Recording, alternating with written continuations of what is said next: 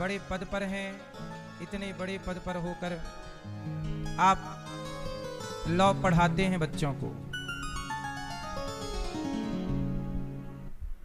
और इतना ज्ञान होने पर भी आप बिल्कुल सीधे सरल सच्चे भाव से प्रभु की शरण में हैं।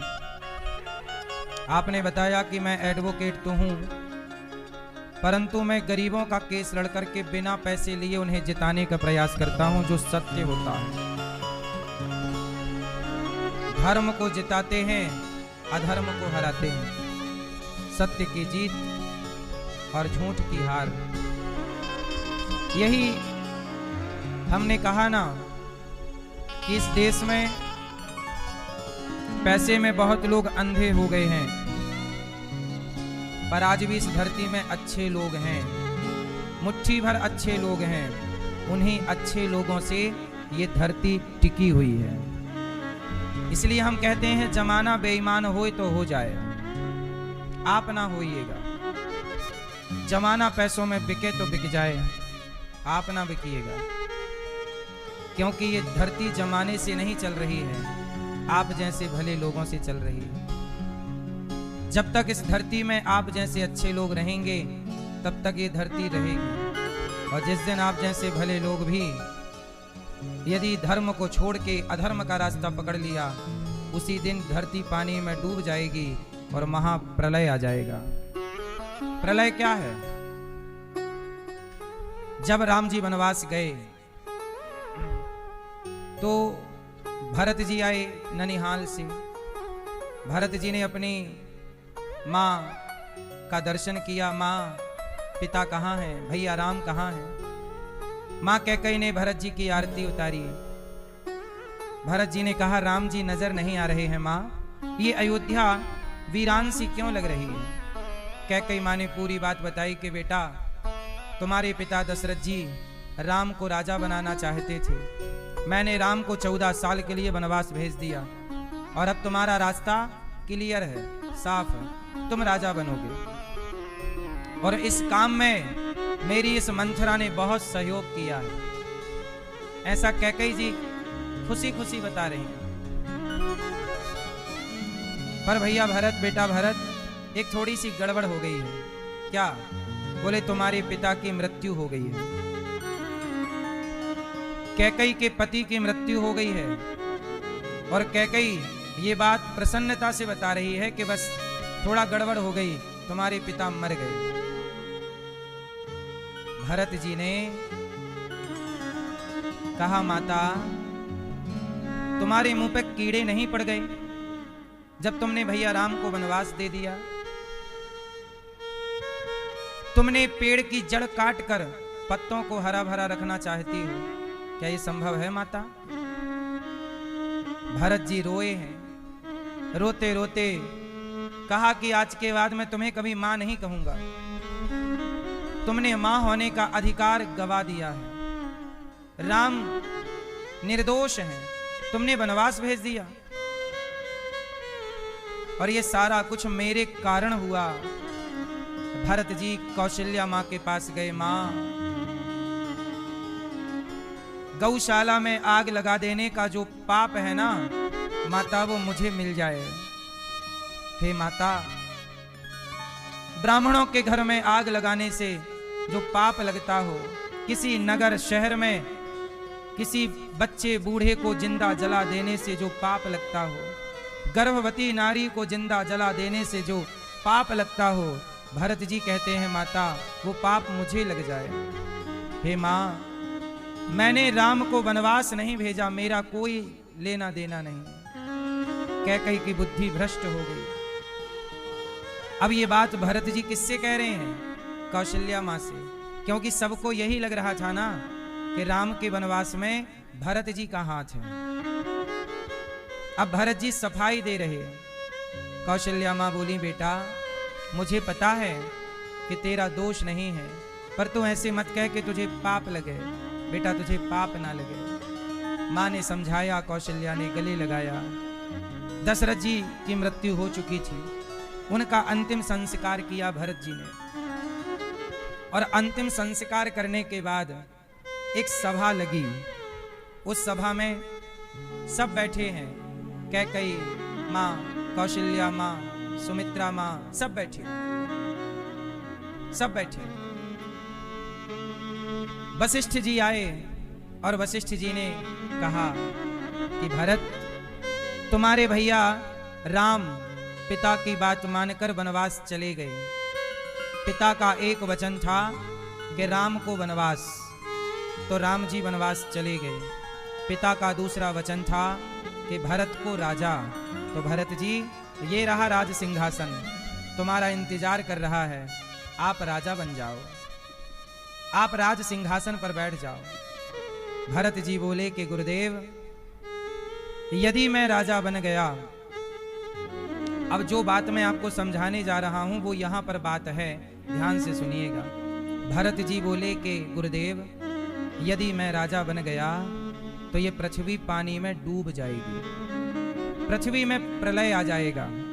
क्यों क्यों बेटा भरत, ऐसा क्यों? पापी रावण जैसे राजा के पाप से प्रलय नहीं आया, हिरण्याक्ष हिरण्यकश्यपु जैसे पापियों के पाप से प्रलय नहीं आया, तो भरत राजा बनेगा तो क्या प्रलय आ जाएगा? तब भरत जी ने जो बात कही वो आप सब बहुत ध्यान से सुनिएगा। भरत जी ने कहा कि गुरुदेव, ये जो धरती है ना, ये धरती को हम जैसे लोगों से उम्मीद है धर्म की। रावण से क्या उम्मीद करेगी पृथ्वी माता? वो तो पापी है, उससे क्या उम्मीद है? वो धर्म करेगा। धरती को धर्म की उम्मीद रावण से नहीं है, धरती को धर्म की उम्मीद अपेक्षा हिरण्याक्ष हिरण्यकश्यपु से नहीं है, धरती को धर्म की उम्मीद पापी राजाओं से नहीं है गुरुदेव। पर भरत जैसा भाई अपने भाई राम को, राम जैसे भाई को वनवास भेजकर यदि बड़े भैया का राज सत्ता खुद छोटा भाई प्राप्त कर ले और बड़े को वनवास भेज दे, यदि भरत जैसे भाई भी अपने भाई को धोखा देने लग गए तो ये पृथ्वी किसके बल पर टिकेगी गुरुदेव? यदि हमने भी धर्म छोड़ दिया, क्योंकि इस धरती को उम्मीद धर्म की किससे है?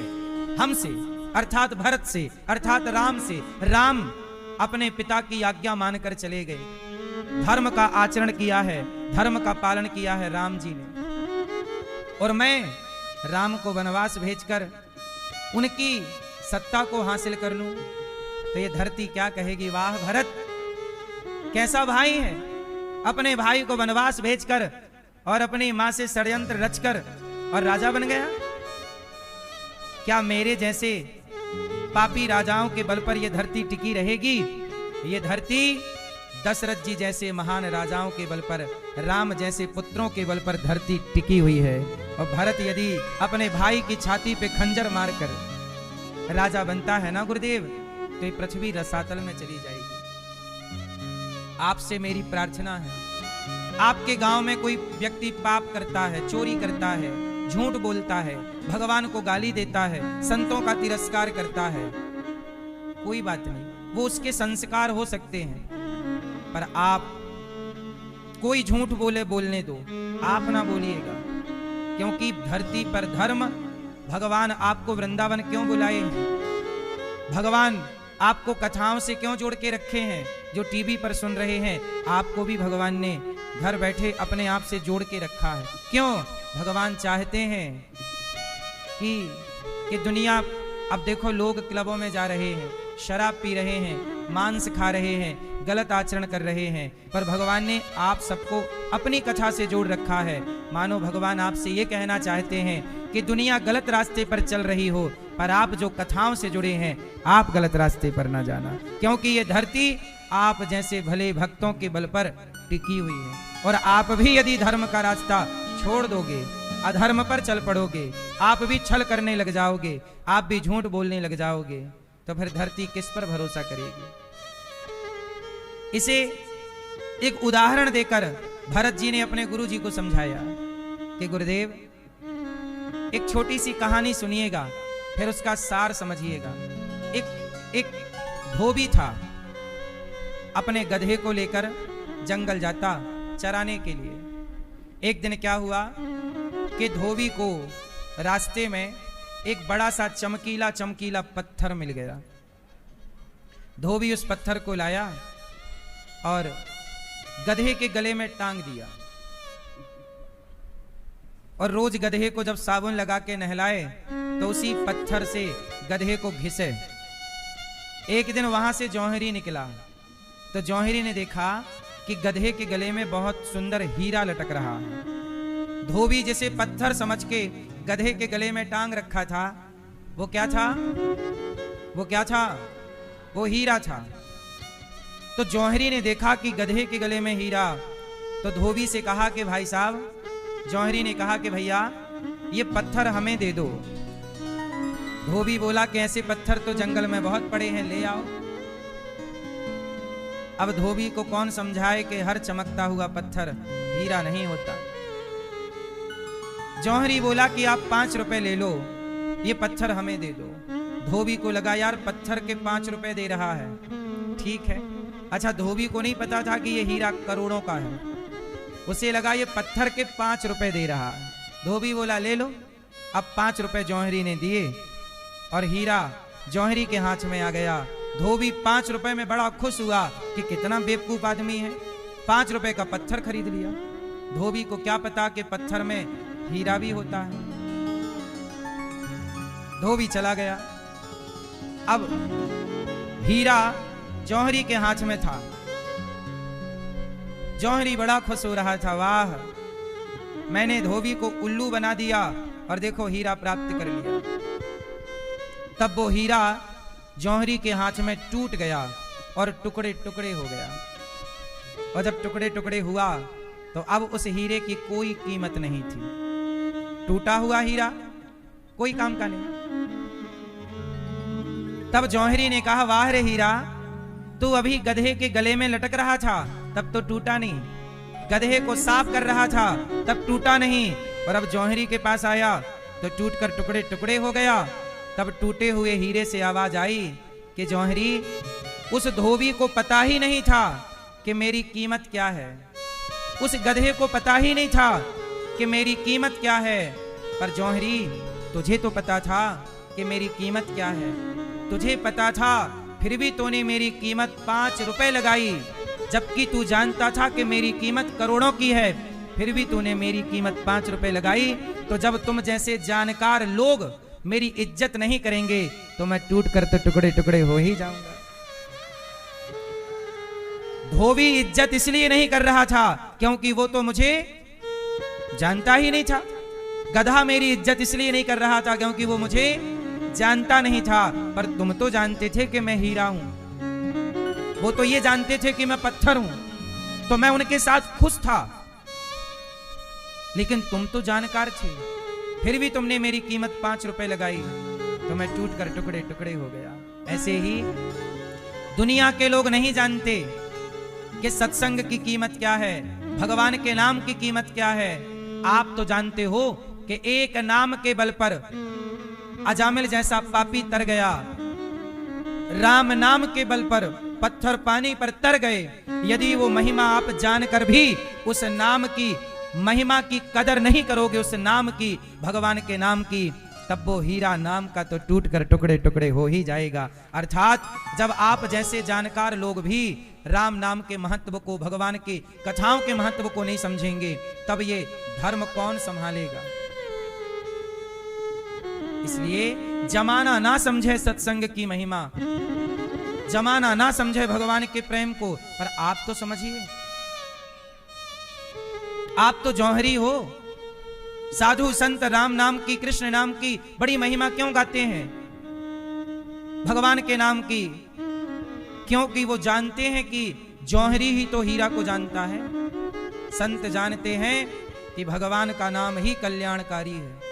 इसलिए आप लोग इस पाप युग में धर्म ना छोड़िएगा। सबने छोड़ दिया तो छोड़ दिया, आप मत छोड़िएगा सत्य को, धर्म को।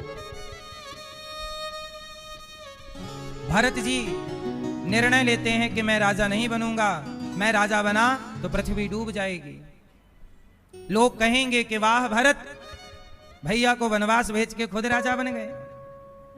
मैं कलंक लेकर जी नहीं सकता, मैं भगवान से द्रोह नहीं कर सकता, मैं अपने भाई के साथ दगा नहीं कर सकता, मैं अपने भाई के साथ दगा नहीं कर सकता। मेरी मां ने अपने पुत्र के साथ दगा किया है, अर्थात कैकेयी ने राम से दगा किया, पर भरत राम से दगा नहीं कर सकता। देखो जरा, एक ही अयोध्या में दो लोग हैं, एक कैकेयी है जो अपने पुत्र के साथ दगा कर रही है, अर्थात राम के साथ, सौतेले पुत्र के साथ, लेकिन उसी अयोध्या में एक भरत जी भी हैं जो अपने सौतेले भाई के साथ दगा, कैकेयी सौतेले बेटे के साथ दगा कर रही है, पर भरत सौतेले भाई के साथ दगा, सौतेले भाई के साथ भी दगा जब भरत जी ने नहीं किया, तो सगे भाई के साथ जब आप दगा करते हो तो आपको नहीं लगता कि आपके पाप से यह धरती भी रो रही होगी? आपको नहीं लगता कि यह बड़ा पाप है? इसलिए मेरी मां, भक्तों, पाप करने से बचिएगा, कोई भी पाप ना हो। भरत जी ने निर्णय लिया, मैं राम से मिलने जाऊंगा। कैकेयी बोली, अब कैकेयी को पश्चाताप था, बोली मैं भी चलूंगी। भरत बोले, खबरदार, तुम मत जाना, इसे हटाओ। भरत जी ने कभी कैकेयी को उसके बाद से मां नहीं कहा। क्या नहीं कहा? क्या नहीं कहा? मां। क्योंकि माता कैकेयी ने मां होने का अधिकार गवा दिया है। इसलिए कहता हूं मेरी मां, कई बार मां लोग भी अपने बच्चों के साथ भेदभाव करती हैं। मां भी कई बार बच्चों में भेदभाव करती हैं। यदि तुम बच्चों में भेदभाव किया था माता कैकेयी ने, भरत में और राम में भेद किया, आज तक किसी बाप ने अपनी बेटी का नाम कैकेयी नहीं रखा। वो मां नरक जाने वाली होती है, वह मां नरकगामी बनती है जो अपने बच्चों में भेद करती है। इसलिए मां कभी बच्चों में भेद ना करे, यह भी मां की जिम्मेदारी है। यदि वो भेद करती है तो वह नरकगामी बनेगी ही। तुमने बच्चों में भेद किया। ऐसे ही पिता को अपने बच्चों में भेद नहीं करना चाहिए, बच्चों में भेद ना हो। वह माता पिता नरकगामी बनते हैं। इसलिए हमारे सनातन में सबके लिए धर्म है, धर्म की बेड़ियां सबके। आजकल समाज में देखा जाता है, कई बार माँ बाप किसी एक बच्चे की ओर ज्यादा झुकाव रखते हैं, बड़े बेटे की तरफ, छोटे बेटे की तरफ, मझले बेटे की तरफ। अच्छा, माँ बाप भी देख लेते हैं कि कौन बेटा ज्यादा कमा रहा है, किसके पास ज्यादा माल है, उसी की तरफ माँ बाप का झुकाव होता चले जाएगा। पर ये माँ बाप का व्यवहार गलत है। बेटा गरीब हो या बेटा, देखो एक माँ के दो बेटे होते हैं, कोई बेटा गरीब होता है, घास की झोपड़ी में रहता है, और कोई बेटा अमीर होता है, महलों में रहता है। एक ही माँ के दो बेटे हैं, एक ही चक्की काटा दोनों खाए हैं, पर दोनों, कोई अमीर, सब अपना भाग्य लेके आए हैं ना, कोई गरीब हो जाता है कर्मों से, कोई अमीर। पर माँ गरीब बेटे के पास जाए तो उसके यहाँ नमक रोटी खाए जो वो खाता है, और वहां भी ये ना कहे कि देख तू ऐसा है, भाई मेरी जो हैसियत है वो मैं आपको खिलाऊंगा जो मैं खाता हूं। जब आप गरीब बेटे के पास जाओ तो भी आप वहां प्रेम से रहो, और अमीर के पास जाओ तो भी प्रेम से रहो। भाई भाई मतभेद ना करें, मन भेद ना करें, इसका माँ बाप प्रयास करते रहें कि भाइयों में मतभेद मनभेद ना हो। परंतु यदि भेद है भाई भाई में, तो माँ बाप को उन दोनों के विचार से अलग रहना चाहिए। तुम दोनों में खटापट है, भाई मैं तो समझा रही हूं, लड़ो ना, पर है तो तुम्हारी लड़ाई है, मेरे तो दोनों बेटे हैं, मेरी किसी से लड़ाई नहीं है। ये माँ का व्यवहार होना चाहिए कि भाई हमारी तो किसी से लड़ाई नहीं है, हमारे लिए तो ये भी हमारा बेटा। लेकिन माँ बाप, कुछ माँ बाप भेदभाव करते हैं। क्यों? ये बात सही है कि गलत है? भेदभाव करते हैं, सही है गलत है? आप लोग मत कीजिएगा, जमाना करे करे, आप इस भेदभाव की दीवार को तोड़ दीजिएगा, भेद ना हो। भरत जी ने निर्णय लिया, राम के दर्शन करने चलेंगे और राम को मनाएंगे कि वो वापस आए। कैकेयी मां बोली मैं भी चलूंगी। भरत जी ने मना किया, आप मत जाना, क्या लेके मुंह जाओगी, क्या कहोगी, तुमने ही तो भगाया है राम को वनवास। कौशल्या मां बोली बेटा भरत ऐसे ना बोलो, देखना कौशल्या मां का दिल। कौशल्या मां बोली कि भरत यदि कैकेयी नहीं जाएगी ना तो कौशल्या भी नहीं जाएगी।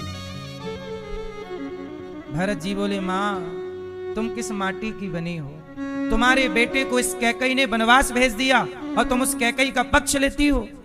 कौशल्या बोली कि भरत कैकेयी का दोष नहीं है। याद रखना समाज में दो तरह के लोग होते हैं। जैसे आपके बेटे को यदि आपकी सौतन वनवास भेजती तो आप क्या दोष देती कि तूने मेरे बेटे को वनवास दिया है। समाज में एक व्यक्ति ऐसा होता है कि जो व्यक्ति को दोष देता है, तेरे कारण ऐसा हुआ, तेरे कारण ऐसा हुआ, तेरे कारण ऐसा हुआ। लेकिन कौशल्या मां ने कहा कि मैं कैकेयी का दोष नहीं मानती। फिर किसका दोष है मां? कैकेयी मां कहती, कौशल्या मां कहती हैं कि भरत ये तो होनी है, ये तो विधि का विधान है। एक वो लोग होते हैं जो किसी व्यक्ति को दोषी मानते हैं और एक समझदार वो होते हैं जो व्यक्ति को दोषी नहीं, जो समझते हैं कि ये होनी है और होनी तो हो करके रहेगी, इसमें दोष किसी का नहीं है। हाँ कोई निमित्त बन सकता है, जैसे कैकेयी निमित्त बन गई, पर दोष, अच्छा सच बताओ दोष किसका है? राम के वनवास में किसका दोष है? उत्तर दो, किसका दोष है? कैकेयी का, माता कैकेयी का, मंथरा का, किसका? मैया मैंने बोल दिया कि दो तरह के लोग होते हैं। आप लोग कौन से वाले लोग हैं? आप लोग व्यक्ति को दोषी बना देते हैं, तेरे कारण, तेरे कारण, तेरे कारण। पर कौशल्या मां कहती हैं कैकेयी के कारण नहीं हुआ। एक व्यक्ति वो है जो व्यक्तियों पर दोष लगाता है, पर एक व्यक्ति जानता है कि ना इसकी क्या ताकत थी, आपकी क्या ताकत कि आप मुझे मार दो। यदि मैं मरा हूं ना तो आपकी गोली से नहीं, वो मेरी मृत्यु ही थी जो आपको निमित्त बना करके आ गई। इसलिए अज्ञानी दोष देगा व्यक्ति को कि तुमने मार डाला, पर ज्ञानी कहेगा कि नहीं वो तो होनी थी सो हो गई, वो समय था, वो होना ही था। इसलिए कोई भी घटना घटती है, कुछ भी होता है, इसमें किसी का दोष नहीं होता।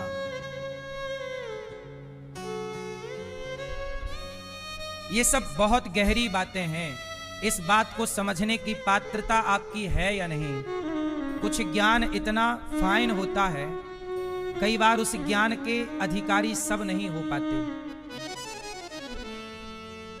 जैसे आप लोग तो यही मानते हो कि यार उसके कारण हुआ। जैसे गांधी जी को गोली मारी, आज तक लोग दोष देते हैं गोडसे ने गोली मारी। अच्छा गोडसे गोली ना मारता तो गांधी जी अभी तक जिंदा होते, क्यों?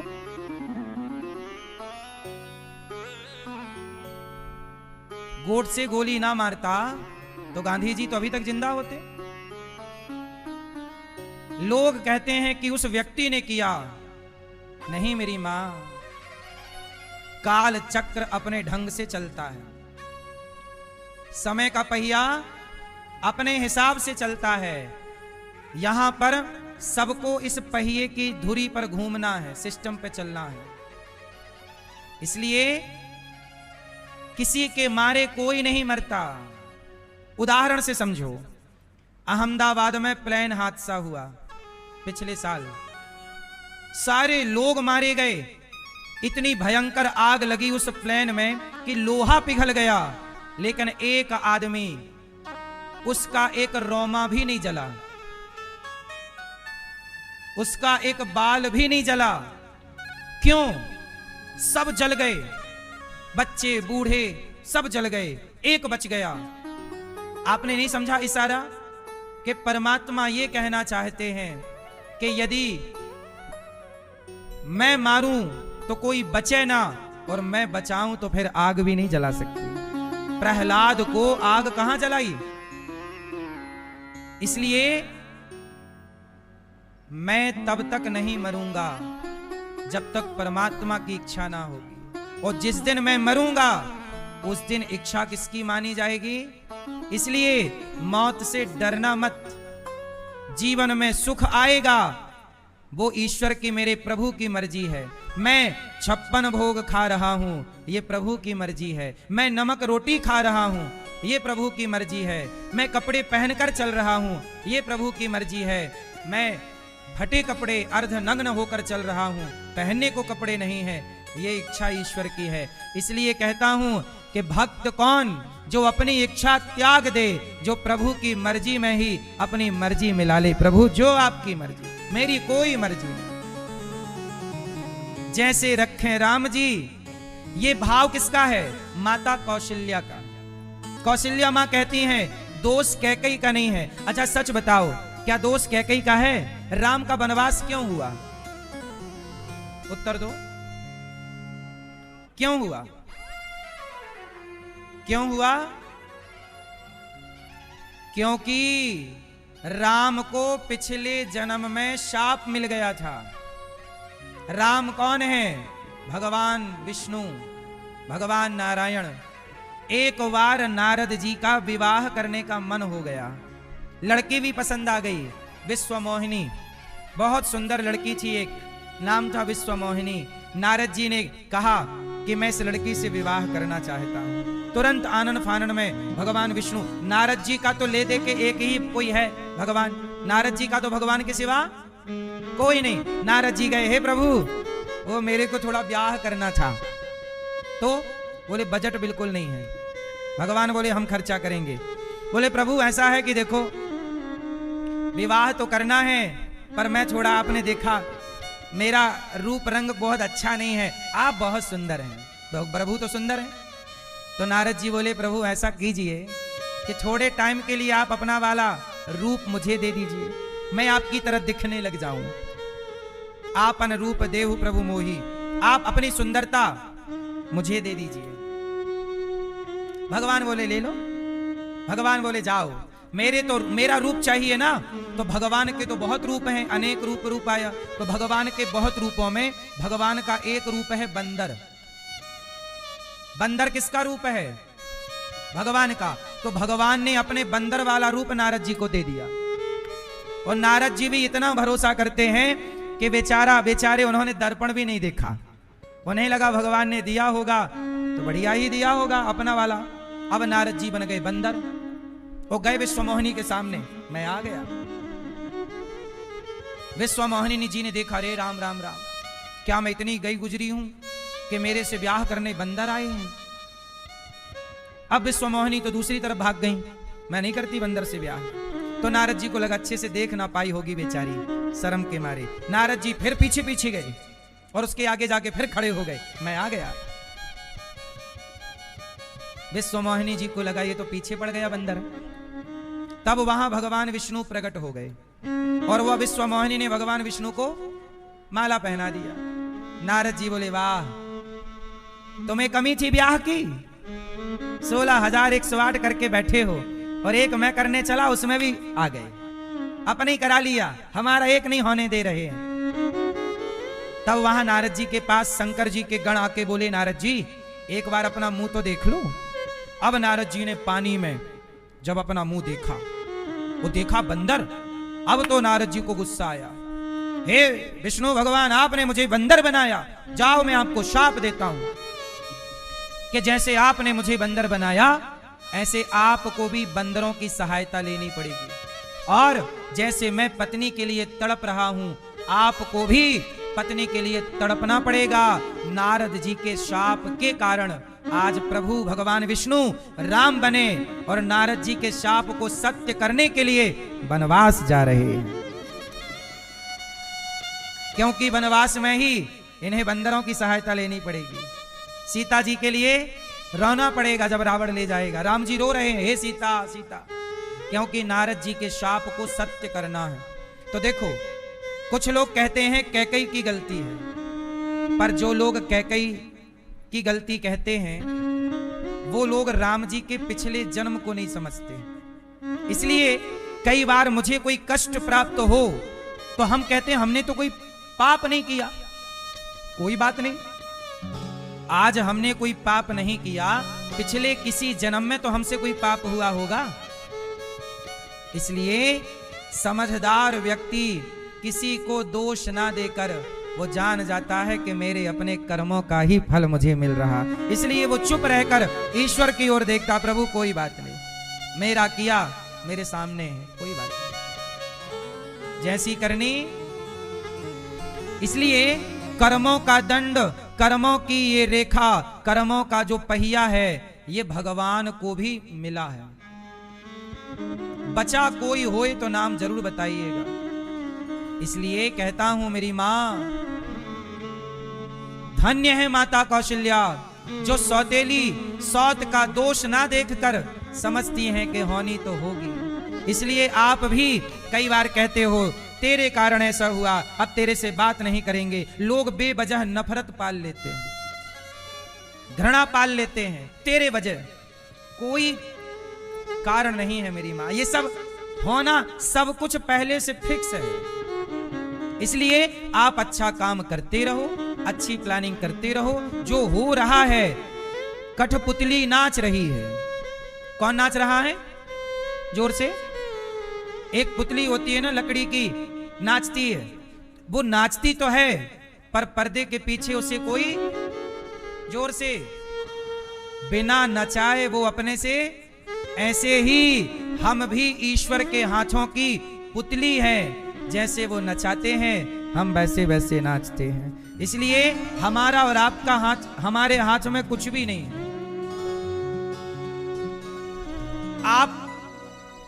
आपको क्या लगा आप वृंदावन आ गए? नहीं, आपके हाथ में वृंदावन आना नहीं था। आप पर भगवान ने कृपा की दृष्टि डाली और उन्होंने आपको अपने पास, आप आए नहीं, बिहारी जी ने बुलवा लिया, आ जाओ आ जाओ।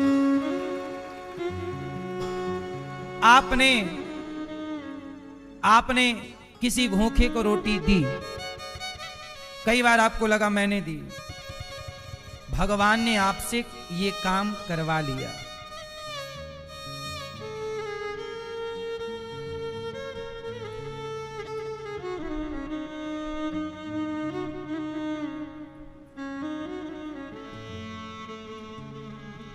एक कथा है, सुनाऊं? एक गरीब ब्राह्मण था। वो रोज हनुमान जी के मंदिर में जाता और वहां राम दरबार भी था और वहां पर हनुमान जी भी थे। तो वो हनुमान जी को और राम जी को ब्राह्मण देवता कथा सुनाए कि प्रभु हम बहुत गरीब ब्राह्मण हैं, रोटी भी नहीं है, और सुनो हमसे कोई कथा भी नहीं सुनता, तो आप ही सुन लो, फिर आप ही हमें थोड़ी सी दक्षिणा दे देना, तो वो हमारे बच्चे बच्चे रोटी वोटी खा लेंगे। तो वो पंडित जी इस विश्वास से जाते कि हनुमान जी हमारे यजमान हैं और हम हनुमान जी को भागवत सुनाएंगे तो हनुमान जी हमारे लिए कुछ करेंगे खाने की। बहुत गरीब थे। अब वो रोज मंदिर जाएं और वहां पर कथा सुनाएं, हनुमान जी सुने। अच्छा, एक दिन क्या हुआ कि जो गांव के बड़े आदमी थे, मुखिया जी, वो मुखिया जी उस कथा में आ गए, पर वो बड़े कंजूस थे। कथा पूरी सुन ली, एक भी रुपया नहीं दिया। वो पंडित जी तो सुना हनुमान जी को रहे थे कि हनुमान जी दिलाएंगे। एक दिन क्या हुआ, पंडित जी कथा सुना के चले गए और वो गांव के मुखिया वहीं मंदिर में बैठे रहे। तब हनुमान जी और राम जी की बात हुई मंदिर के अंदर। तो राम जी ने हनुमान जी से कहा कि सुनो हनुमान, वो पंडित जी रोज आते हैं, कथा सुनाते हैं, और सोचा है तुमने कुछ उनको देने का? हनुमान जी बोले हाँ प्रभु, मैंने 1000 रुपए की व्यवस्था की है। पंडित जी की कथा पूरी होती मैं 1000 रुपए की व्यवस्था कराऊंगा। अब हनुमान जी और भगवान राम की बात, वो बाहर बैठा मुखिया सुन रहा था कि मंदिर के अंदर से आवाज आ रही है कि पंडित जी को कल 1000 रुपए दिलाना। अब मुखिया ने सुना, तो अब मुखिया ने पंडित जी को, अब देखो मुखिया का शैतानी दिमाग चालू। पंडित जी को लगा, मुखिया जी को लगा, उस व्यक्ति को लगा कि कल पंडित जी को 1000 रुपए मिलने वाले हैं, तो क्यों ना मैं पंडित जी से सौदा कर लूं।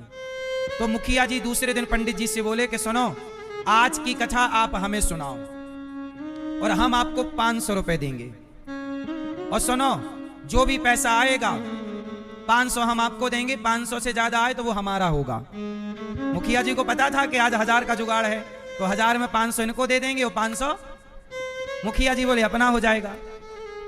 पंडित जी को भी लगा कितने दिन तो सुना है, 1 रुपया नहीं आया, अब चलो ये मुखिया जी 500 दे रहे हैं, बोले आप भी सुन लेना, हनुमान जी तो सुन ही रहे हैं। ठीक है, अब मुखिया जी ने अपना 500 निकाला और पंडित जी को 500 दे दिए। अपना 500 निकाले और 500 दे दिए। अब जब दिए तो अब पंडित जी कथा सुनाए। अब मुखिया जी को लगा कि अब कोई आएगा, अंदर से आवाज आई थी कि इनको 1000 दिलाना है, तो मुखिया जी को लगा कि अब कोई आएगा 1000 रुपया चढ़ाएगा तो 500 मेरा हो जाएगा, मैं तो 500 दे ही चुका। अब पूरी कथा हो गई, पूरी कथा हो गई, पंडित जी कथा सुना के पूरी हो गए, कोई नहीं आया। अब मुखिया जी की धड़कन तेज, लगता मेरे गए 500। और जब पंडित जी कथा सुना के गए तो मुखिया जी को बड़ा गुस्सा आया। वो मंदिर के अंदर गए और बोले अरे भगवान भी झूठ बोलते हैं, यही बोल रहे थे कि 1000 रुपए आएगा, आया नहीं। तो मुखिया जी को आई गुस्सा और हनुमान जी की तरफ उन्होंने एक पांव का प्रहार किया, एक लात मारी हनुमान जी को। तो हनुमान जी ने मुखिया जी का पांव पकड़ लिया, और पांव पकड़ लिया तब राम जी बोले हनुमान जी ये बताओ पंडित जी कथा सुना के गए, हुआ उनका कोई जुगाड़? तो हनुमान जी बोले 500 तो दिला दिया हूं और 500 के लिए पांव पकड़ रखा हूं, चेता रखा मैंने यजमान। हनुमान जी ने कहा सुन, अब तेरा पांव तब छूटेगा जब तू 500 और देगा, 500 और दे, जा जल्दी पंडित जी को 500 दे के आना। नहीं पांव नहीं छोड़ूं, बहुत कोशिश कर ली, हनुमान जी ने पांव नहीं छोड़ा। अच्छा मुखिया बोला छोड़ तो दो, अच्छा वो एकदम का नास्तिक, वो क्या जाने भगवान भगवान। हनुमान जी बोले चल 500 यहीं रख मेरे पास, और जैसे ही 500 रखा हनुमान जी ने पांव छोड़ा, जा। पंडित जी आए दूसरे दिन तो वहां हनुमान जी के चरणों में 500 थे, उनको हो गया। तो इसका मतलब ये है कि भगवान मदद करते तो हैं, पर ये नहीं कि अपने जेब से निकाल कर दे दें। यदि कोई आपकी मदद कर रहा है तो ये समझ लेना कि वो मदद भी भगवान ही करवा रहे हैं आपकी। मतलब हनुमान जी ने पैसे नहीं दिए, लेकिन हनुमान जी ने पैसे दिलवा दिए। ऐसे ही जब कोई आपकी बेवजह मदद करने लग जाए तो आपको क्या लगता है इस व्यक्ति ने? नहीं, आपकी भक्ति के बल पर भगवान ने उसके भीतर प्रेरणा की कि तुम मदद करो। जैसे गौरी गोपाल आश्रम में सेवा चल रही है और आप सहयोग कर रहे हैं, तो आप सहयोग तो कर रहे हैं, लेकिन सच बताओ सहयोग करने की प्रेरणा आपके भीतर आई कैसे? भगवान ही आपके भीतर प्रकट होकर बोले कि जाओ थोड़ा सहयोग करो, कुछ रोटियों का दान करो। तो आप भी तो भगवत प्रेरणा से ही आए हो, आपके भीतर भी तो भगवान ही प्रकट होके बोले कि जाओ सेवा करो। बोलो हाँ, तो आपके भीतर भी प्रेरणा कौन जगा रहा है? इसलिए आपके भीतर भगवान बैठे हुए हैं, वही आपको प्रेरित करते रहते हैं। इसलिए आपके जो अंतःकरण की पवित्र आवाजें हैं, वह आवाज भी कहते हैं ना, बाहर की आवाज किसी व्यक्ति की हो सकती है, पर भीतर की जो वास्तविक आवाज है वो भगवान की ही आवाज है। इसलिए किसी की ना सुनो। एक बात बताओ, जब चोर चोरी करता है तो चोर के अंदर से एक बार तो आता होगा ना कि ये चोरी करना गलत है। क्या उसने अपने भीतर की आवाज सुनी? काश उसने अपने भीतर की आवाज को सुना होता। अच्छा, आप जब कोई भी गलत काम करते हैं तो एक बार आपके भीतर से आवाज आती है कि यह काम गलत है। वो आवाज किसकी होती है? वो आपके भीतर बैठे परमात्मा की आवाज है। लेकिन आप ईश्वर की उस आवाज को सुनकर भी अनसुना कर देते हैं। आप कहते हैं हमने तो सुना नहीं, आप कहते हैं हमें किसी ने कहा नहीं। इसलिए कहता हूं, किसी की सुनो ना सुनो, अपने अंतरात्मा की, अपने भीतर की आवाज तो सुनो, अपने भीतर की आवाज तो जानो, भीतर की आवाज तो पहचानो। आपके भीतर है जो आपको सही गाइड करना चाहता है, अर्थात सही रास्ता दिखाना चाहता है। लेकिन आप जब कोई, जैसे आप लोग शराब पीते हो तो आपके भीतर से एक आवाज तो आती होगी ना कि यह गलत है। जैसे मैं शराबियों से बात करता हूं तो शराबी भी इस बात को मानता है कि शराब पीना गलत है। मांसाहारी भी ये जानता है कि मांस खाना उसकी आत्मा कह रही है कि गलत है, लेकिन वो भीतर की आवाज सुनने को तैयार नहीं है। मेरी बिल्कुल ना सुनो, अपने भीतर की तो सुन लो। यदि आप अपने भीतर की भी सुनने लग गए तो आपका कल्याण हो जाएगा। इसलिए अपने भीतर बैठे परमात्मा का अनुभव कीजिए। भगवान कहीं बाहर तो हैं, पर जितने बाहर हैं उतने भीतर भी हैं। अपनी आवाज सुनो, अपने अंतःकरण को पहचानो, अपने भीतर के शोर शराबे को समाप्त करो। शोर क्या है? एक लोहार था, एक लोहार था, वो बाण बना रहा था। लोहे का काम, पहले जो बाण आड़ बनाते थे ना, धनुष में बाण, वो लोहार ही बनाता था, लोहे का बाण। एक लोहार था, वो बाण बना रहा था कि तभी उसके सामने से एक बारात गुजरी। मैया, ओ मोबाइल वाली मैया, तो मोबाइल ही चलाने आई हो ना? नहीं, पर चला तो मोबाइल रही हो बहुत टाइम से। सुन नहीं रही हो मेरी माँ?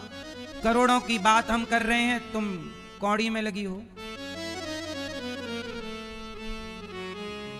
सुनो, एक लोहार था, वो बाण बना रहा था कि उसके सामने से एक बारात गुजरी। बारात गुजरी, खूब बारात, मतलब ढोल नगाड़ा बैंड सब बजता है बारात में। बारात में बड़ा शोर होता है। बारात गुजर गई, पीछे से कोई आया, एक आदमी, और लोहार से पूछा, भैया, ओ भैया, बारात यहां से गुजरी है, बताओ जरा किस तरफ गई? तो लोहार बोला कि भाई मुझे नहीं पता कि बारात कहां गई। क्यों? तुम्हारे सामने से तो गई। बोले मैंने नहीं देखी। अब आप बताओ कि लोहार के सामने से बारात गुजर गई और उसने देखा नहीं, क्यों? ना देखा, ना शोर शराबे को सुना, बताओ क्यों? जोर से। क्योंकि वो अपने काम में तल्लीन था। क्या था? वो अपने बाण बनाने के काम में तल्लीन था। वो इतना डूब करके अपना काम कर रहा था कि बाहर के शोर शराबे का उसे कोई प्रभाव नहीं पड़ा। ऐसे ही संसार में रहिए, पर भगवान में घंटे आधे घंटे के लिए ऐसे तल्लीन हो जाइए कि कितना भी शोर शराबा जगत का हो, शोर शराबे के बीच में रहकर भगवान में ऐसे खो जाइए कि शोर शराबा आपको भटका ना सके। क्योंकि आपका वो भजन इतना गहरा हो कि उस गहराई में आप ऐसे डूबे कि ये फीका पड़ जाए शोर शराबा। लेकिन कई बार आपका ध्यान नहीं लगता भगवान में, क्योंकि शोर शराबा हावी हो जाता है।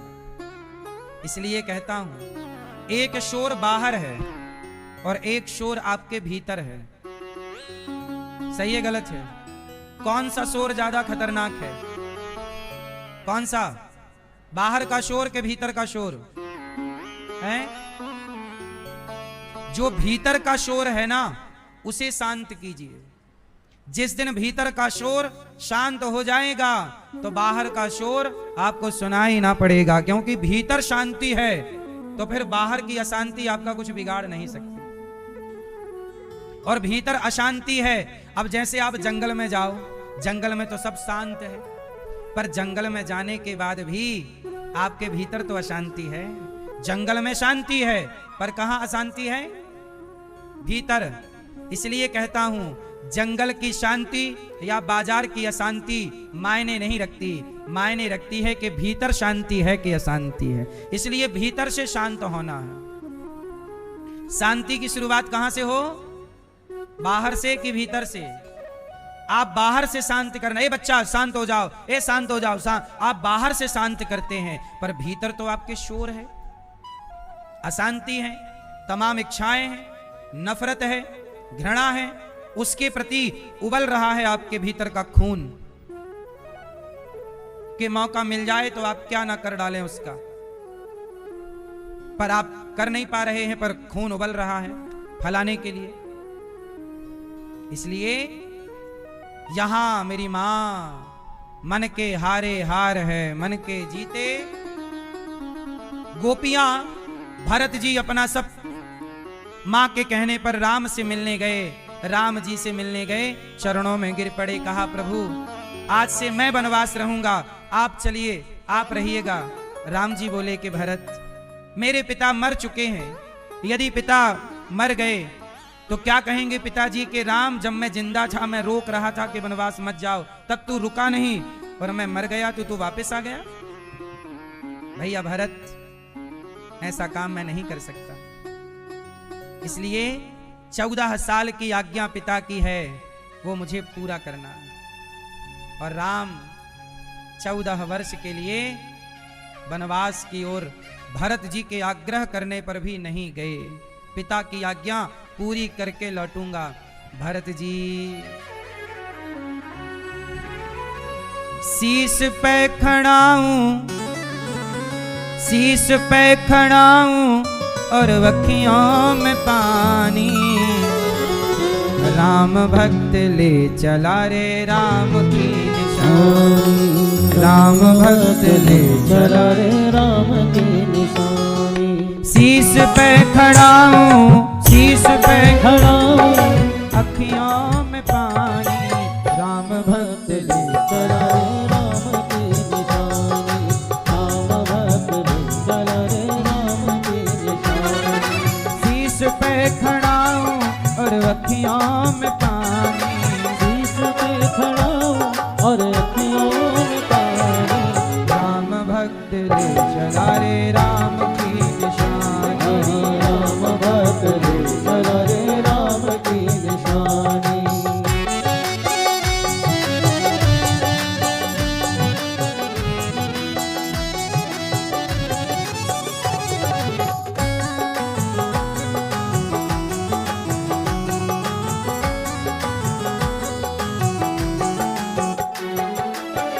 पल छिन लागे सदियों जैसे, 14 बरस कटेंगे कैसे, जाने समय क्या खेल रचेगा, कौन मरेगा कौन बचेगा, सब्र मिलन के फूल खिलेंगे, नदिया के दो फूल मिलेंगे, जी करता है यही बस जाए, हिल मिल 14 बरस बिताए, राम बिन कठिन है एक घड़ी बितानी, राम बिन कठिन है एक घड़ी बितानी, राम भक्त ले चला रे राम की निशानी, राम भक्त ले चला रे राम की निशानी। शीश पे खड़ाऊं और अखियों में पानी, शीश पे खड़ाऊं और अखियों में पानी, राम भक्त ले चला रे राम की निशानी, राम भक्त ले चला रे राम की निशानी, राम भक्त ले चला रे राम की निशानी, राम भक्त ले चला रे राम की निशानी। शीश पर खड़ाऊं लेकर भरत जी वनवास में राम जी को छोड़ करके चित्रकूट से नंदीग्राम की ओर चले, और भरत जी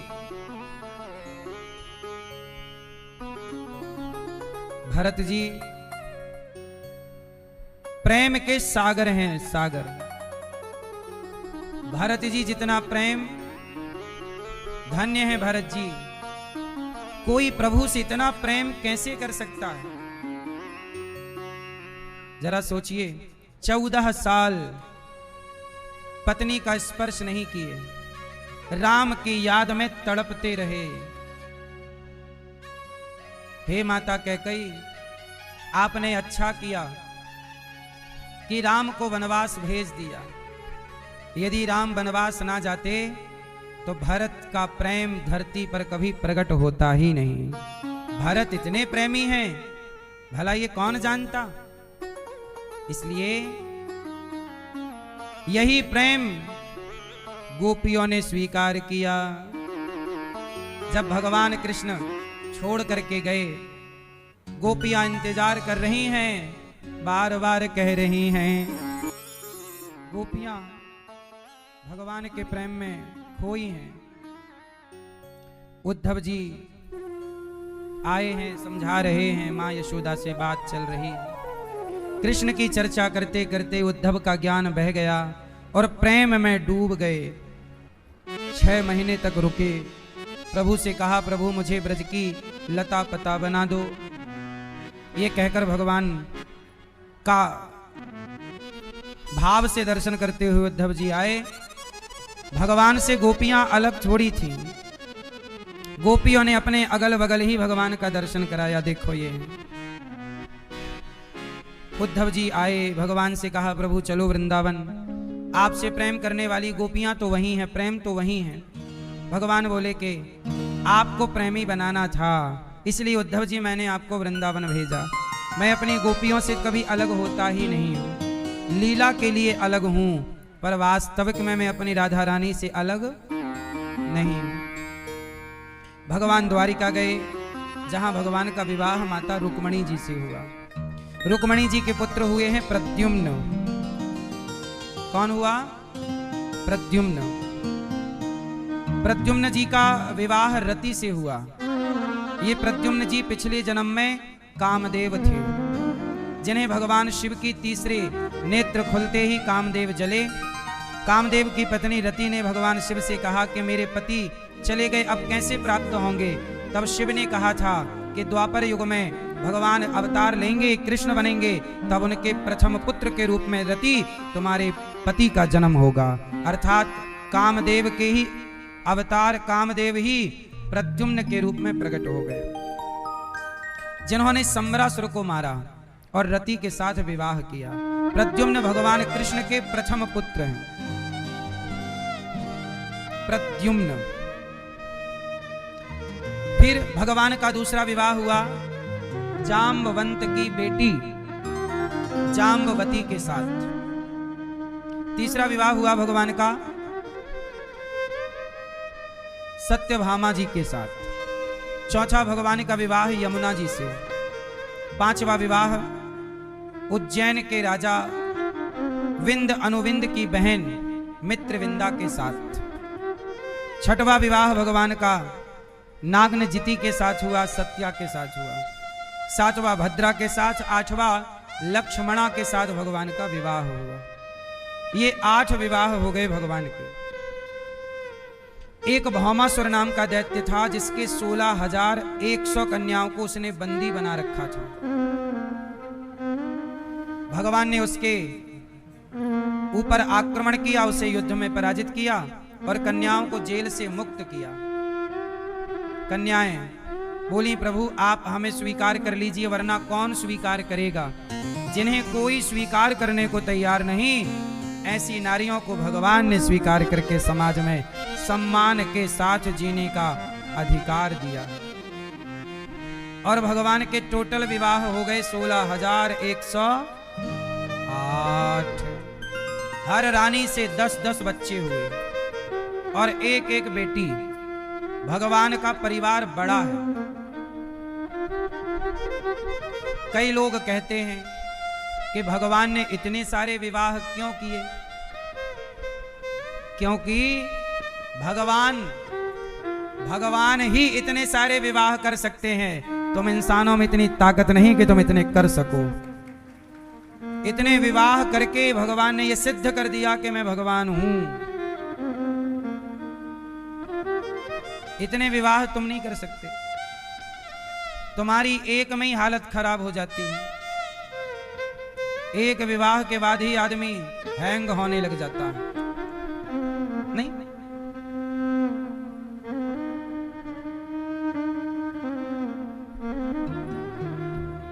भगवान ने इतने सारे विवाह कर लिए।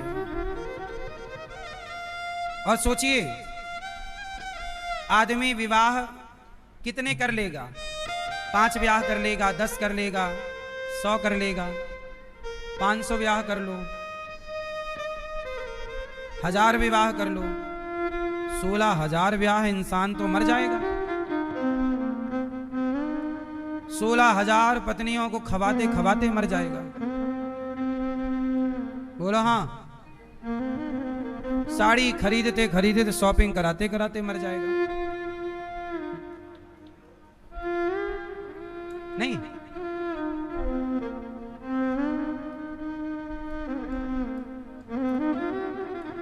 तुम्हारे पास 16,000 विवाह तुम कर लो तो लिपस्टिक ना पुजा पाओगे। सही है? और की तो छोड़ दो, लिपस्टिक का बजट ना जोड़ पाओगे तुम। 16,108 पीस आएगी जब लिपस्टिक की। कितने की आती है एक? हैं? कितने की? 500 की। अब सोचो, 500 गुणित 16,108 करो, लिपस्टिक कितने की हो गई?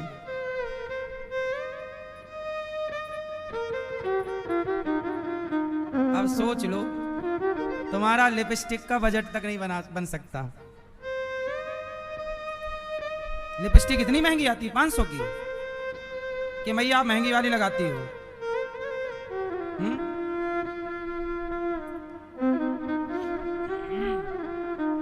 ये लिपस्टिक में भी केमिकल नहीं होता मैया? है? नहीं होता? 3,000 की आप लगाती हो। आप नहीं आती है मतलब? मैया अच्छी रेट बता रही है, 3,000 की भी लिपस्टिक आती है। लेकिन इनमें सब में केमिकल तो होता होगा मैया। और आपके होंठों पे जब लगती है तो ये आपके भीतर भी जाती ही होगी। बार बार जेवा होंठों पे आती है तो वो अंदर तो जाती है। ये केमिकल है। ना जाने काका मिलाते होंगे इसमें, क्या क्या मिलाते होंगे। इसलिए नेचुरल ही रहा करो। क्यों मैया? जैसी है कौन तुम्हें कोई कहता है कि तुम्हारी और तो सब ठीक है? गजब कर दिया एक मैया ने, जब काले कलर की लिपस्टिक लगा के आ गई। हमने कहा जब काला ही करना था तो इससे बढ़िया तो भगवान ने करके दे रखी है। नेचुरल ही रहने देती मैया, काहे बिगाड़ के आ गई? मतलब ईश्वर की पसंद नहीं है। ईश्वर ने सबको लिपस्टिक लगा के भेजा है। सबके हाथों में गुलाबीपन हल्का हल्का रहता ही है। और इसका मूल कारण यह है कि यहाँ की चमड़ी पतली होती है तो अंदर का ब्लड जो है वो पिंक कलर का दिखता है, इसलिए होंठें गुलाबी दिखती हैं। नेचुरल सब सही है, ठीक है, थोड़ा बहुत सही है, पर नेचुरल हो। श्रृंगार होना चाहिए पर मिलावटी तरीके का नहीं, नेचुरल तरीके का, जिससे आपको नुकसान ना हो। सही है गलत है? भगवान ने 16,108 विवाह किए और प्रत्येक रानी से 10 बेटी, 10 बेटा और 1 बेटी। इतना विशाल परिवार। भामासुर को मार गिराया। भगवान कृष्ण और रुक्मणी जी का संवाद हुआ। अच्छा, भगवान गृहस्थ में कैसे रहते हैं? रोते या हंसते? अच्छा, गृहस्थ में कैसे रहना चाहिए? रोते रहना चाहिए। आजकल तो गृहस्थ लोग रोते ही रहते हैं। ये समस्या, वो समस्या, ये नहीं सुन रहा, वो नहीं सुन रहा। बड़ी समस्याएं हैं। अच्छा मैया बताओ, गृहस्थी चलाने के लिए सबसे बढ़िया उपाय क्या है? क्या उपाय है? गृहस्थी कैसे चलती है? पीली मैया बताओ, गृहस्थी कैसे चलती है बताओ। कल यहाँ बेटियों का विवाह था, 25 बेटियों का। तो हम बेटियों से कह रहे थे और दुल्हाओं से कह रहे थे, सारे दुल्हा और दुल्हन से, कि देखो आज आपका विवाह हुआ है, आज से आपकी गृहस्थी स्टार्ट हुई है, तो आप लोग दो दो बातें सुन लीजिएगा एक दूसरे की। जो व्यक्ति सुन लेता है और इग्नोर कर देता है, जैसे मैं आपकी कोई बात सुनूं, मुझे अच्छी लगे तो मैं उससे ग्रहण कर लूं, और अच्छी ना लगे तो आपकी बात को इग्नोर कर दूं। ये इग्नोर पकड़ लीजिएगा। पति की, पत्नी की जो बात अच्छी लगे वो ग्रहण करिए, और जो बातें समाज की अच्छी ना लगे, आपके घर में जैसे आप केला खाते हो तो केले में केला तो भीतर का गूदा खा जाते हो, पर बाहर के छिलके को डस्टबिन में डाल देते हो। जो चीज अच्छी लगती है वो ग्रहण कर लेते हो, और जो अच्छा नहीं लगता उसे आप डस्टबिन में डाल देते हो। उसी तरह परिवार की भी जो बातें अच्छी लगें ग्रहण कर लो, जो ना लगें उन्हें डस्टबिन में डाल दो। आप लोग यदि डस्टबिन में डालने लग गए बातें, गलत बातें इग्नोर करने लग गए, तो कोई झगड़ा ही नहीं है। झगड़ा तब होता है जब गलत बात आप पकड़ करके बैठ जाते हैं। कौन सी बात? पत्नी ने अच्छी बात कही 100 और एक गलत बात कह दी धोखे से, तो पति पकड़ लेगा, देखो तुमने हमारे लिए और हमारे माता पिता के लिए ऐसा कहा। और पति की भी बात पत्नी पकड़ लेती है, तुमने ऐसा कहा, और पकड़ करके 5 साल पुरानी बातें, 10 साल पुरानी उन्हीं बातों को याद करके लड़ते रहेंगे, तू मैं करते रहेंगे। इन बातों को डस्टबिन में कब डालोगे? जब केले का छिलका उतार करके केले से फेंक देते हो, तो जो बातें ग्रहण करने योग्य ना हो हटाओ। सही है गलत? मैया, इसलिए झगड़ा रिश्ते चलाना है तो बातों को इग्नोर करना स्टार्ट कीजिए। कुछ बातों जो अच्छी ना हो और जो अच्छी हो उन बातों का सम्मान है। एक बार भगवान ने रुक्मणी जी से वार्ता की, इसके बाद भगवान ने दिव्य लीला की। बाणासुर का भगवान ने बाणासुर पर कृपा की और अनिरुद्ध का विवाह प्रद्युम्न जी के पुत्र हुए अनिरुद्ध। अनिरुद्ध का विवाह ऊषा से हुआ। तो अनिरुद्ध भगवान कृष्ण के क्या लगे? पोते, पुत्र के पुत्र क्या लगे? इसलिए दास अनिरुद्ध पर भगवान ऐसी ही कृपा करते हैं जैसे दादाजी की कृपा पोते पर रहती है। इसलिए दास अनिरुद्ध, नाम दास का अनिरुद्ध है, हमारे गुरुजी ने रखा। इसलिए दास अनिरुद्ध पर भगवान की बड़ी कृपा है। हमें ऐसे ही लगता है कि भगवान हमारे हैं, अपने हैं, पिता हैं, दादा हैं। दादा भी पिता के तुल्य ही है। तो त्वमेव माता, इसलिए बचपन से मैंने भगवान को पिता के रूप में ही देखा है। मैं भगवान को ही अपना पिता मानता हूं। पिता के रूप से ही मैं प्रभु को देखता हूं कि प्रभु सब आपके हवाले है। इसलिए गौरी गोपाल भगवान, ये पूरे गौरी गोपाल को कौन चलाता है? गौरी गोपाल भगवान ही चलाते हैं, वही चलाते हैं। हम निश्चिंत रहते हैं। काम प्रभु का है, वो जाने, उनका काम जाने, हम क्या, हम अपना कर्म करते हैं, बाकी सब उनकी व्यवस्था है। हमारी ताकत थोड़ी है।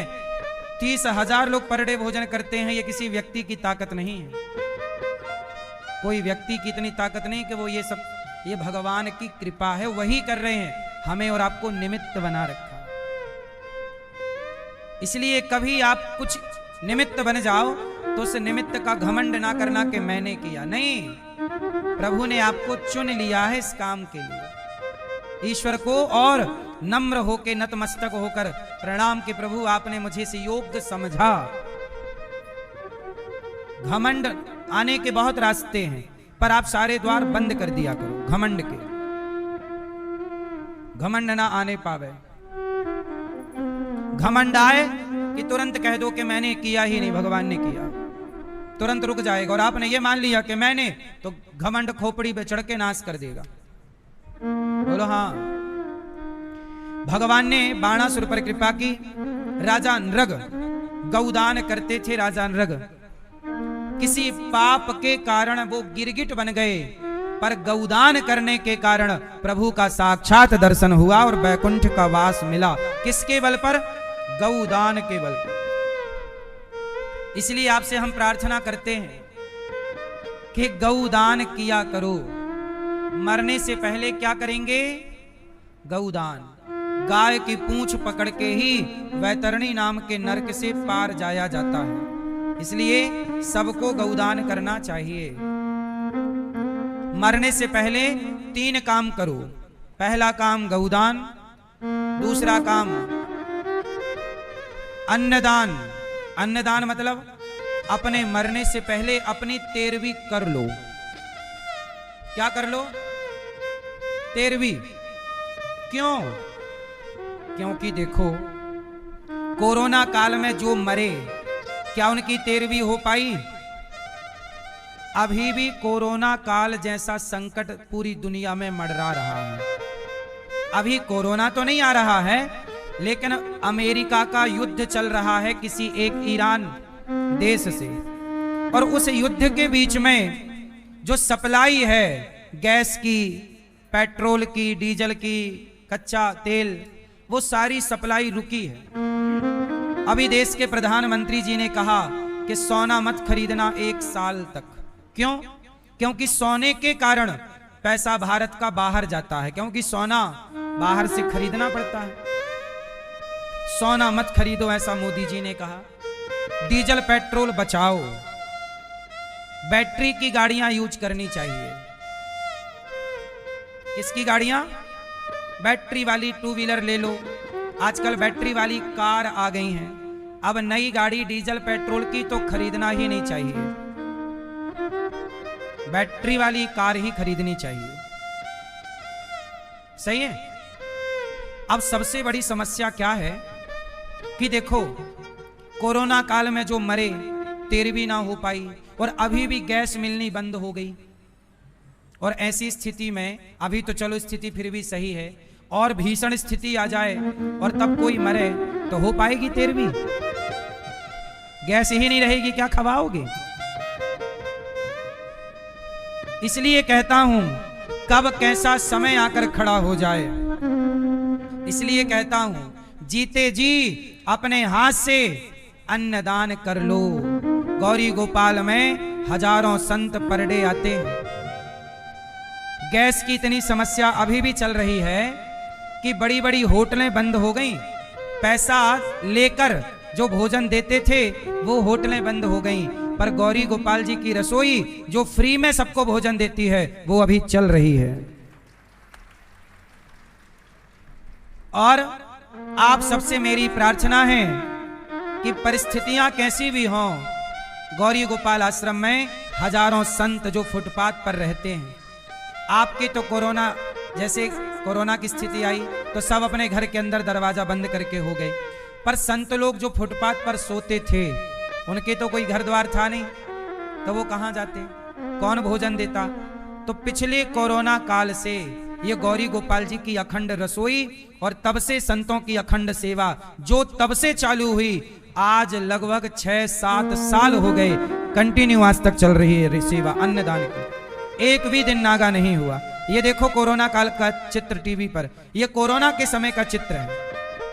कोरोना काल में हम लोग अन्नदान ऐसे पूरा शरीर पैक करके और अन्नदान की सेवा करते थे। लोग लेते थे। अब आज भी गौरी गोपाल में हजारों संत आते हैं, सबको भोजन मिलता है। आप भी अपनी तरफ से अन्नदान कीजिएगा। मरने के बाद जो बच्चे करेंगे वो करेंगे, पर आप जीते जी अन्नदान करके चलिए, ताकि मरने के बाद किसी को ये ना देखना पड़े कि भाई हमारे नाम से तुम पुण्य करो। हम अपने हाथ से अपना करके मरे, अपना अपना पुण्य करके ही मरो। अच्छे काम सारे कर लो, बुरे काम एक भी मत करो। अब आप लोग जीते जी गौदान नहीं करते, जीते जी अन्नदान नहीं करते, और मरने के बाद फिर आप के नाम से बेटा, एक बाप के 2 बेटे थे, बाप मर गया, अब दोनों बेटों में लड़ाई हो गई कि 13वीं तू करेगा कि मैं करूंगा। बड़ा बोला छोटा तू कर, छोटा बोला मैं क्यों करूं, तूने धन ज्यादा रखा है तू कर। बेचारे बाप के नाम के 13 ब्राह्मण भी नहीं खवा पाए, वो लड़ते ही रहे। आजकल तो देखो बाप के मरने के बाद बच्चे लड़ते रहते हैं, कौन सुने कौन करे। हमारे भैया जी आज बताए कि बंबई में एक फ्लैट है, एक नहीं 100 फ्लैट है, 105 102 102 फ्लैट हैं, और वो एक बाप ने बनवाया होगा पूरी मल्टी। 102 मतलब 100 फ्लैट आप लो, 2 अभी हटा दो, 100 फ्लैट बाप ने बनवाए, और उस बाप के 5 लड़के हैं, 3 बेटे और 2 बेटियां, टोटल 5 नंग। कितने हैं?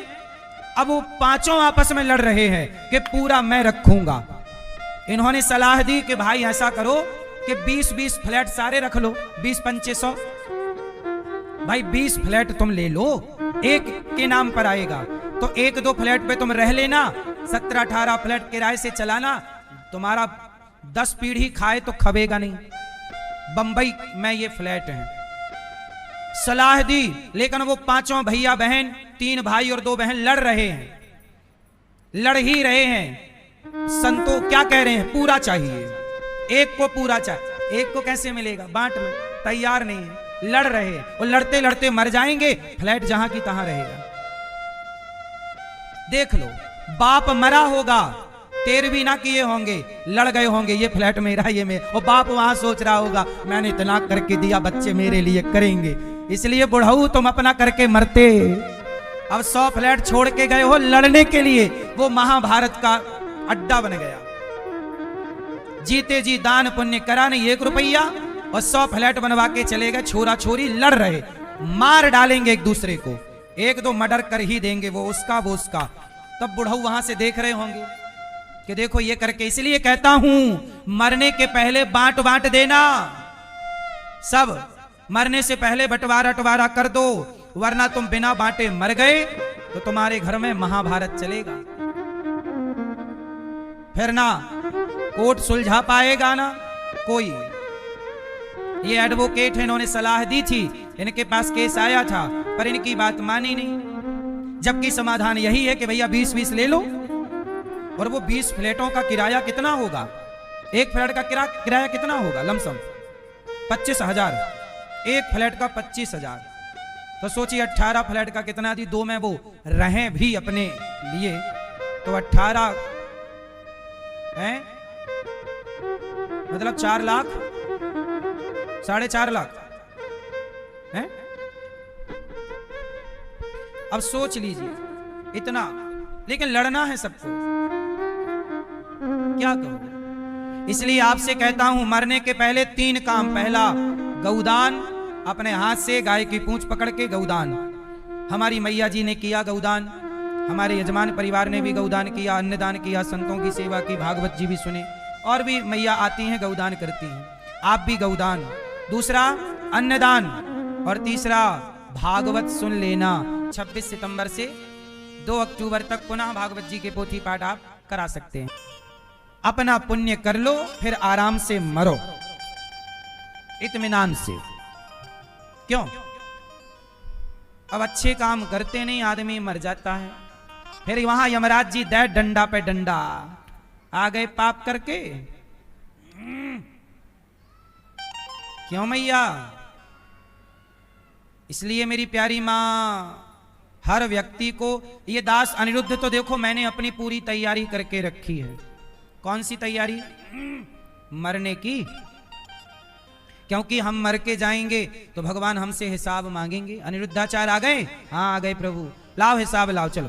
फिर हम अपना हिसाब देंगे कि प्रभु हमने समाज से भिक्षा मांग मांग करके वृद्ध माओं की सेवा की, कन्याओं का विवाह किया, अखंड रसोई की सेवा की, गौरी गोपाल गुरुकुल में बच्चे पढ़ते हैं लगभग 150 से अधिक, उनकी सेवा की। आपसे पूछेंगे हिसाब, क्या जवाब दोगे? क्या किया इन सालों में? भैया आपका हिसाब दो जरा मेरे को, क्या क्या किया आपने? चलो लिखवाओ। आपके कितने साल की उम्र है अभी? कितने साल के हो? 25, 32, 32। 32 साल में क्या क्या किया आपने? चलो बताओ। हैं क्या? गौदान इन्होंने किया, इन्होंने गौदान किया। ये बताएंगे कि हमने गौदान किया है ना? जब आप जाओगे क्या बताओगे वहां कि हम 10 बच्चे पैदा करके आए हैं? भगवान बोलेंगे 10 कोड़ा मारो इसे, 10 बच्चे पैदा करने गया था, यही करके आया, ये तो सुअर भी कर रहा है। केवल बच्चे पैदा करके आए ये मत बोलना, केवल खाओ पियो मौज करके आए हैं ये तो कुत्ता बिल्ली भी कर रहे हैं। आपने इस धरती पे आकर समाज की सेवा कितनी की, राष्ट्र के लिए समाज के लिए क्या क्या किया, अच्छे काम क्या किए, तुमने कितने लोगों के आंसू पहुंचे हैं ये बताओ, कितने भूखे को रोटी दी है ये हिसाब होगा वहां, कितना भला किया है ना मेरी माँ। इसलिए सनातन में अन्नदान रोज करने की महिमा है। अन्नदान रोज करो, पहली रोटी गाय की रोज निकालो, आखिरी रोटी कुत्ते की रोज निकालो, चिड़िया को दाना रोज डालो, किसी भूखे को भोजन रोज कराओ। रोज का यहाँ सनातन में ऐसा नहीं है कि दान पुण्य तब करेंगे, नहीं, दान पुण्य रोज करने की परंपरा है। गौरी गोपाल में भोजन रोज मिलता है, बोलो हाँ। यहाँ साधु संतों को भोजन रोज मिलता है। इसलिए मेरी माँ आप सबके सहयोग से यहाँ सेवाएं जो चल रही, कल संतों का सहयोग अन्नदान का आप जरूर कीजिए और अपनी तरफ से यहाँ की सेवाओं से आप जोड़िएगा जरूर। आप भी चाहें तो संतों को भोजन कराएं, आप भी चाहें तो वृद्ध माओं का सहारा बने। भगवान ने राजा नृग पर कृपा की तो गौदान, भूमिदान, गौदान और अन्नदान और भागवत जी का पाठ। भगवान ने पौंड्रक को मारा, काशी राज द्विज का उद्धार भगवान ने किया। जरासंध को भगवान ने मारा, सबने भगवान से कहा कृष्णाय वासुदेवाय हरये परमात्मने प्रणतक्लेशनाशाय गोविंदाय नमो नमः। भगवान ने जरासंध का उद्धार किया। फिर इसके बाद शिशुपाल को भगवान ने मारा। जरासंध के राज्य से 20,800 राजाओं को बंदी बना रखा था उसने, भगवान ने मुक्त किया और भीम भैया ने जरासंध को मारा है। धर्मराज युधिष्ठिर का यज्ञ हुआ, उस यज्ञ में बड़े बड़े ज्ञानी आए, बड़ी बड़ी आहुतियां डाली गईं, पर वो यज्ञ पूरा नहीं हुआ। यज्ञ कब पूरा हुआ याद रखिएगा, धर्मराज युधिष्ठिर ने यज्ञ किया, सब कुछ हो गया, पर एक व्यक्ति भूखा था जिसके कारण उनका यज्ञ पूरा। जब आखिरी में उस भूखे एक व्यक्ति ने, बचे हुए व्यक्ति ने भोजन किया, तब जाकर के धर्मराज का यज्ञ पूरा हुआ। सनातन में सबसे बड़ा यज्ञ क्या है? बोले यज्ञ भी तब पूरा होता है जब किसी भूखे की भूख मिटाई जाए। तो इस अन्नदान से बड़ा कोई यज्ञ नहीं। इसलिए गौरी गोपाल में 24 घंटे अन्न यज्ञ चल रहा है। देखो अभी भी हजारों लोग भोजन कर रहे हैं, अन्न यज्ञ चल रहा है, अखंड चल रहा है सालों से। इसके बाद भगवान ने शिशुपाल की 100 गालियां सुनी, उसे क्षमा किया, उसकी मुक्ति की। शाल्व और दंतवक्र को भगवान ने मारा। भगवान के एक परम मित्र हैं सुदामा जी। सुदामा जी एक गरीब ब्राह्मण हैं जो भिक्षा मांग करके अपना पेट भरते हैं और समाज की सेवा करते हैं। सुदामा जी क्या सेवा करते थे समाज की? बताओ बताओ, सुदामा जी क्या करते थे? सुदामा जी का काम क्या था बताओ, किसको पता है? क्या क्या भक्ति तो करते थे, काम क्या करते थे? काम भिक्षा। अरे भिक्षा तो पेट भरने के लिए मांगते थे, सही कहा आपने, भजन भी करते, पर सुदामा जी काम क्या करते थे? काम। भिक्षा मांगते थे, पर भिक्षा तो वो उतनी मांगते थे ना जितने की जरूरत थी। केवल 5 घर भिक्षा मांगते थे। ऐसा थोड़ी कि भिक्षा मांग मांग के अन्न इकट्ठा करें और बेच दें, ऐसे नहीं। जितनी उनको जरूरत थी उतना मांग के ला। कभी वो ना मिले तो कोई बात नहीं, भूखे सो जाए। उनका नियम था कि 5 घर ही जाएंगे, 5 घर में मिल जाए तो सही, 6वें घर नहीं जाएंगे। अच्छा वो काम क्या करते थे? मैया सुनो, हाँ, सुदामा जी बच्चों को निःशुल्क पढ़ाया करते थे। सुदामा जी पढ़ाते थे गुरुकुल में उनके घर पर, क्योंकि सुदामा जी भगवान कृष्ण के साथ उज्जैन में पढ़े थे। सुदामा जी विद्वान थे तो पढ़ा लिखा ही तो पढ़ाएगा। तो सुदामा जी के पास जो बच्चे आया करते थे उन्हें वेद, पुराण, उपनिषद, गीता जो भी है सब पढ़ाते थे, लेकिन पढ़ाने की कोई फीस नहीं। पहले के जमाने में शिक्षा फ्री थी। आज भी गौरी गोपाल गुरुकुल में 150 से ज्यादा बच्चे पढ़ते हैं और एक भी बच्चे से हम 1 भी रुपए नहीं